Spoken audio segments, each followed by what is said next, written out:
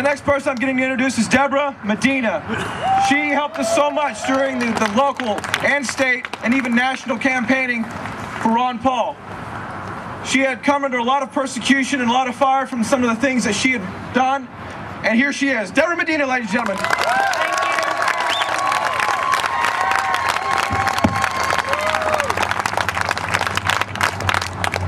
It's good to be back before a crowd in Houston. I have lamented now for a couple of weeks. I keep thinking just if we can just get through that, then it'll slow down, and get through that, and then it'll slow down. And it seems like every time we turn around, there's another crisis before us.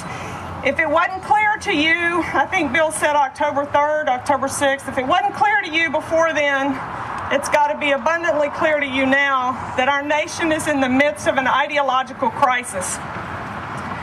We've railed against greedy politicians forever putting their hand in our pocket, but perhaps we've been deluded in thinking that it's just our elected officials who don't understand the difference between a constitutional republic and authoritarian corporatism.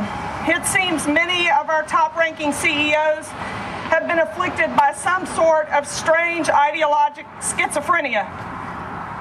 They extol the virtues of a free market, and then they jet off to Washington, D.C. to ask for government bailouts with our money. That's pure and simple theft. It is unconstitutional, it is immoral, and it ought not be legal.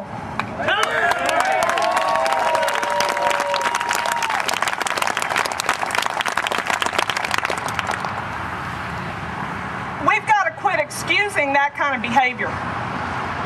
If you're doing business with those guys that have their hand out in Washington, D.C., I hope you call them this afternoon, you write them a letter on Monday, and you tell them they're not getting another penny of your money. If they don't understand that the success of their company rises and falls on the free market, then they can go practice in some communist nation somewhere else. But they don't belong doing business in the United States of America.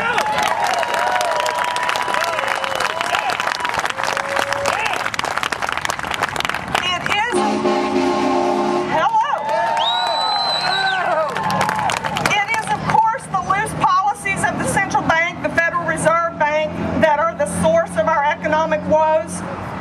Joseph Huerta de Soto recently commented that rather than softening the most violent ups and downs of the economic cycle, the Federal Reserve is most likely their main architect and the culprit in their worsening. We've seen at least 3 extraordinary measures by the Fed, interventions by the Fed over the past year, including back in March, seems like it was yesterday, March, they bailed out Bear Stearns, or helped J.P. Morgan buy Bear Stearns, gave them a little $30 billion loan over 10 years so they could buy Bear Stearns with your money. In July, the bailout of Fannie and Freddie, and then in October, the bailout vote in Congress, 850. We keep calling it 750, 700. It's $850 billion. If we want to avoid the next Great Depression, all such government intervention should cease.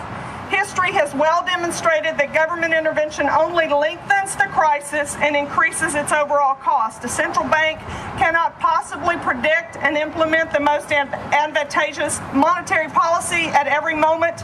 The cure is simply let the market work. Anthony Mueller recently noted neither tax rebates, nor low interest rates, nor higher or lower exchange rates can do the job of reviving our economy that is burdened by debt that's too high. The current disaster is the result of negligence, hubris, and wrong economic theory. The current crisis is not cyclical.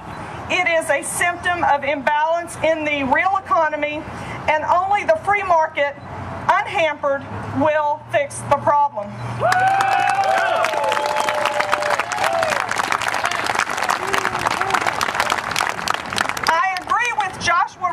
He said instead of protecting those who have made bad bets, we should use our rule of law to address the situation. That would mean we would allow weak players either to fail or to reorganize through an orderly transfer of good assets from weak hands to strong hands. That means some of these companies are going to have to file bankruptcy. That's the hard, simple truth. This would protect the once mighty U.S. dollar, and it would affect the necessary repricing of assets to a sustainable equilibrium. The government package cannot rescue the economy. It will instead rescue activities that the economy cannot afford and that consumers do not want. It will sustain waste, and it will promote inefficiency. For years, my daughter had a sign in her room that proclaimed, "Ideas have consequences." That's right, ideas do have consequences. And Mises said, what matters most is not whether a doctrine is new, but whether it is sound. We've got a lot of people operating on ideals that are just not sound. That means you and I have a lot of work to do. First, we must make sure that we know our history as well as that of failed civilizations. Did you know, I just read last week, communism is making a huge resurgence in Japan amongst the youth in Japan? In America, too. It's because they failed to learn from history. It's because we failed to learn from history. There's a book table here today with great materials specifically about the Fed, money, and the economy. My question for you is, are you prepared to do the mental heavy lifting that will be required to ensure that your arguments are sound? Are you ready to debate your neighbor in the coffee shop, your friend at church, your coworker at the office, and help them understand why that Fed has got to go? Can you have an intelligent conversation? Because little soundbite in the Fed, that's fun, and it makes you feel good to come out and shout in the Fed. But if that's as deep as we go, our children are going to live in tyranny, and it's in the tyranny that we face today. We have got to do the work. We've got to do the work. So it starts by educating ourselves, because Lord knows we haven't gotten it. I'm 46 years old. I didn't get it in my public school education. You didn't get it probably in your education. You're going to have to go out and get it yourself. And the Mises Institute is the place to do that. So I encourage you to take advantage. We've saved you the shipping costs. The books are here today. You can pick those up. Second, we've got to get into the debate. You need to get to know your elected officials. I was privileged to vote for only one person on this November election who won. One person. And that was my congressman. Thank the Lord I live in CD 14. But whether you voted for these people or not, they're your elected official for the next 2 years at least. You need to get to know them, and they need to know you. We've been told by the congressional staffers in Washington, D.C. that hand-signed, hand-delivered petitions are very effective in influencing congressmen. I'd like my email to work just as well, but apparently they seem to pay more attention to hand-signed petitions. So if you want to know why we need you to sign 6 or 8 or 10 copies, it's because a photocopy doesn't work as well as blue ink. So there are a lot of petitions over here. The people that are working those tables will help you.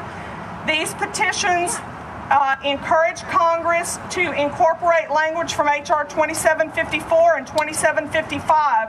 54 is to restore the reporting of M3. It's the money supply in the United States. It's very important in understanding where bubbles are and when they're about to happen.